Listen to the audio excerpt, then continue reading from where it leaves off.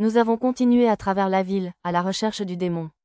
Lui aussi était probablement en train de parcourir la région à la recherche des personnes qui avaient brûlé sa forêt carnivore.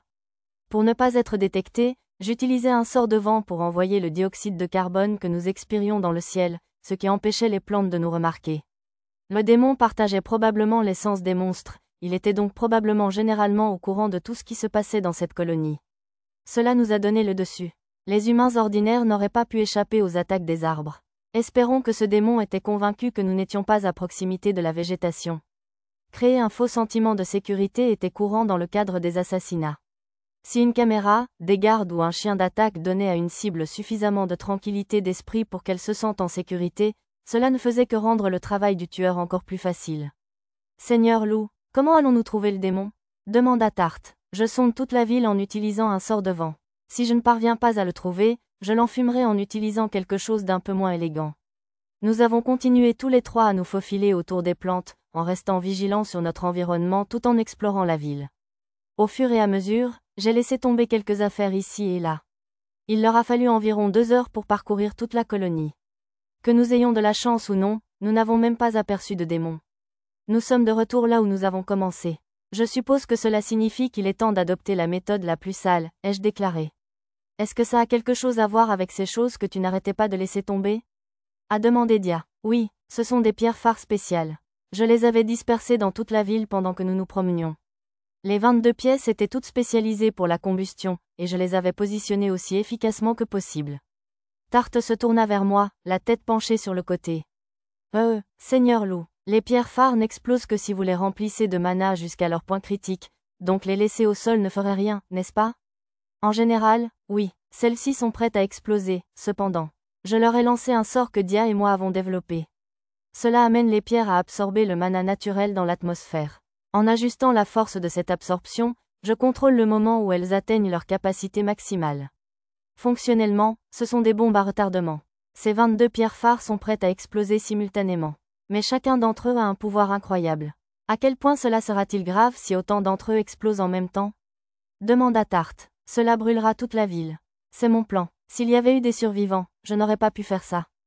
Pourtant, étant donné l'ampleur du débordement de la colonie, il était impossible que quelqu'un soit encore en vie. J'avais également reçu la permission du gouvernement de prendre toutes les mesures nécessaires pour tuer le démon. Raser une ville entière, c'était bien. Lou, pourquoi fais-tu ça ? Tuer des démons est inutile si tu n'utilises pas des Moon Killers. Ces monstres d'arbres sont définitivement irritants et dangereux, mais cela ressemble à un gaspillage de Farstone, a déclaré Dia.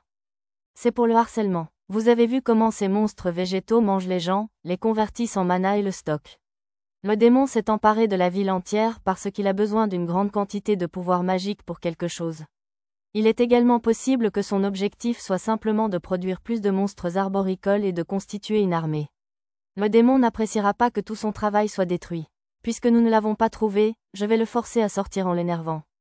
Comme je l'ai expliqué, nous nous sommes aventurés tous les trois au-delà des limites de la colonie. Nous péririons si nous étions pris dans l'explosion. De plus, il serait plus facile de repérer le démon de loin. J'ai creusé une tranchée de fortune relativement profonde à des dizaines de mètres de l'arbre carnivore le plus proche, et nous nous sommes cachés à l'intérieur. Ensuite, j'ai sorti un télescope spécial qui m'a permis de voir la ville même depuis l'intérieur du fossé. D'après mes calculs, cela commencera dans 1 minute, ai-je déclaré. Même s'il y avait une certaine marge d'erreur en fonction de l'épaisseur du mana ambiant naturel, le maximum que j'aurais perdu était de 10 secondes. Les Farstone commençaient probablement déjà à se fissurer. Je détruisais une ville entière simplement pour éradiquer l'armée de végétation et la réserve de mana que le démon avait accumulée. Même la créature la plus douce du monde serait en colère contre une telle évolution.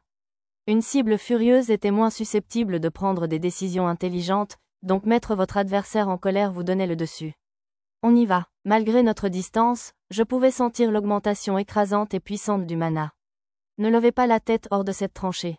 J'ai placé une barrière contre le vent dessus pour empêcher la chaleur et le feu d'entrer, mais si vous dépassez, même légèrement, vous mourrez, ai-je prévenu. Même sans tenir compte des flammes, cela risquait de provoquer une explosion massive, épuisant tout l'oxygène de la zone. Une bouffée de ce genre d'air signifierait notre disparition. STZ2 accent aigu RO oui, STZ2 accent aigu RO, monseigneur. J'ai compris. Tarte s'accrochait à moi par peur. En voyant cela, Dia fit de même. Quelques secondes plus tard, le monde devint un torrent de pourpre tourbillonnant. Le feu coulait sur la tranchée comme de l'eau. Une explosion provoquée par 22 pierres phares, le mana de 6600 mages réguliers, peignit le monde lui-même en rouge. Les flammes n'ont rien épargné, dévorant à mesure qu'elles grandissaient, faisant disparaître tout sur leur passage comme si cela n'avait jamais existé. J'avais rempli les Farstones de mana devant pour fournir de l'oxygène, mais même cela a été brûlé en un instant. L'instant d'après, le manque d'air dans la ville a créé un vide avec des vagues d'une telle force que même les bâtiments en pierre se sont effondrés. C'était comme une scène de cauchemar. Nous aurions été détruits si nous n'avions pas été dans le fossé. Une fois tout cela terminé, j'ai jeté un coup d'œil dehors à l'aide de mon télescope. Les filles semblaient toujours avoir peur de sortir la tête. La ville a disparu, dis-je. Double.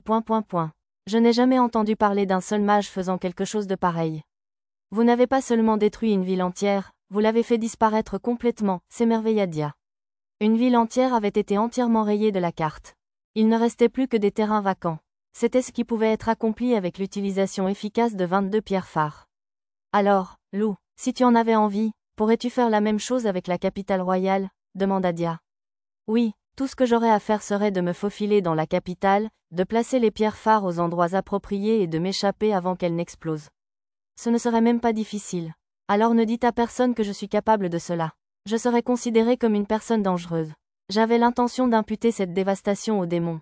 Le gouvernement m'a dit que je pouvais faire ce que je voulais, mais je ne savais pas comment il réagirait en sachant que j'étais à l'origine de tout cela. Ouais, tu serais probablement plus effrayant qu'un démon pour les responsables. C'est bien qu'il n'y ait pas de guetteur assigné cette fois, remarqua Dia. S'il y en avait eu, j'aurais utilisé une méthode différente. Du point de vue d'un homme politique, un être humain capable de faire disparaître une ville entière en quelques heures n'était qu'à craindre. Tant que la menace des démons persisterait, je serais autorisé à vivre, mais une fois qu'ils seraient partis, ceux qui contrôlaient la situation voudraient ma mort. Si jamais je perdais la tête, si j'étais racheté par une puissance étrangère ou si je désirais diriger le royaume moi-même, alors Alvan était fini. Évidemment, je n'avais pas l'intention de détruire le pays, mais le simple fait que je le puisse était dangereux. Supprimer une menace comme moi avant que quoi que ce soit n'était une simple réflexion proactive. La même chose pourrait être dite d'Epona une fois qu'elle aurait tué le roi démon. Si je voulais vraiment sauver le monde sans la tuer, alors je devais trouver un moyen de lui retirer son pouvoir. J'avais découvert une méthode qui permettait à d'autres personnes de tuer des démons, donc ce n'était pas hors du domaine du possible. Je me demande si le démon est toujours vivant, songea Dia. Il est probablement mort, mais il ressuscitera. Très bien, voyons comment le démon réagit. Je ne sais pas quoi faire s'il reste caché. Peut-être qu'il essaiera la même chose avec les arbres d'une autre ville. Si c'est le cas, nous devrons continuer à les faire exploser jusqu'à ce qu'ils perdent patience. Mais je préférerais ne pas faire ça. Avec précaution, j'ai jeté un coup d'œil aux choses à l'extérieur du fossé, à la recherche de mouvements dans ce qui était autrefois la colonie. Le jeu consistait désormais à trouver l'ennemi avant qu'il ne nous découvre. La patience était la clé. Je n'ai eu qu'à attendre 2 ou 3 minutes. Une autre explosion retentit depuis le centre de l'ancienne ville. Aussi loin que nous soyons, Dia, Tart et moi ressentions le tremblement. Elun GAH, Elun, EL2 Humans, EL2. Vous l'avez détruit. Vous avez détruit la forêt, j'ai travaillé tellement dur EL3 on EL3. J'ai seulement besoin d'un peu EL4 plus, EL4. Je vais tuer ELCINQ vous, ELCINQ. Le démon était furieux, criait et se débattait. Il était de forme humanoïde mais arborait une corne noire et une carapace verte rappelant un scarabée rhinocéros. La carapace massive et pointue sur la moitié supérieure de son corps lui donnait un air incroyablement agressif. Je m'attendais à ce que le démon ressemble à une plante en raison de son lien avec la forêt carnivore, mais il ressemblait davantage à un croisement entre un homme et un insecte. Il possédait une défense, une force et une vitesse massive. Combattre cette créature allait être ennuyeux. Cependant, j'avais déjà gagné la première bataille. Je l'ai trouvé et il ne savait toujours pas où nous étions. Cela rendait les choses plus simples, il suffisait de le tuer. Dia, Tart, à mon signal, approche-toi du démon par devant. Je vais faire le tour autour de lui, ordonnai-je. Nous suivons donc ce plan. Je protégerai Lady Dia. Dia étendrait le champ nécessaire pour tuer le démon pendant que Tart la protégeait. Je devais porter le coup fatal, hors de vue. Travailler en équipe nous a donné les meilleures chances de succès. Cela allait être le premier véritable test du champ des tueurs de démons. Cela valait également pour le sort que j'allais utiliser pour le tuer. Pourtant, je n'étais pas du tout inquiet. Il n'y avait personne que nous ne puissions assassiner tous les trois. Voilà à quel point je faisais confiance à Tart et Dia.